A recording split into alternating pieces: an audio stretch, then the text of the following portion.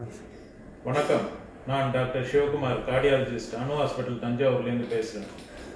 போன வாரம் ஒரு 29 வயசு பேஷண்ட் வந்தார். அவருக்கு பார்த்தீங்கன்னா ஹார்ட் அட்டாக் ஆகிருந்துச்சு. அவர் ஆஞ்சியோகிராம் பண்ணப்போ ஒரு டைட்டாக ஒரு இடத்துல அடைப்பு இருந்துச்சு. அவருக்கு ஆஞ்சியோபிளாஸ்டி பண்ணி ஸ்டென்ட் வச்சுருக்கோம். ஸோ இப்போ 29 வயசுலேயே ஆஞ்சியோபிளாஸ்டி பண்ணி ஸ்டென்ட் வைக்க வேண்டிய நிலைமை வந்திருக்குது.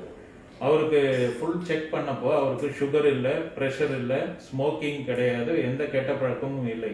அவருக்கு ஃபேமிலி ஹிஸ்ட்ரியும் இல்லை. ஆனால் ஒரே ஒரு ரிஸ்க் ஃபேக்டர் இருக்குது. அவர் ஐடி டிபார்ட்மெண்ட்டில் இருக்கிறாரு. ஒரு நாளைக்கு 10லேருந்து 12 மணி நேரம் ஒரே இடத்துல உட்காந்து ஒர்க் பண்ணிட்டு இருக்கிறாரு. இப்போ லேட்டஸ்டாக sitting is the new risk factor. உட்காந்து தொடர்ந்து ஒரு இடத்துல 2 மணி நேரத்துக்கு மேலே இருந்தால் ஹார்ட் ப்ராப்ளம் வரதுக்கான வாய்ப்புகள் 25% அதிகமாகுது. அதாவது 2 மணி நேரம் தொடர்ந்து உட்கார்ந்து இருந்தால் ஒரு சிகரெட் குடிக்க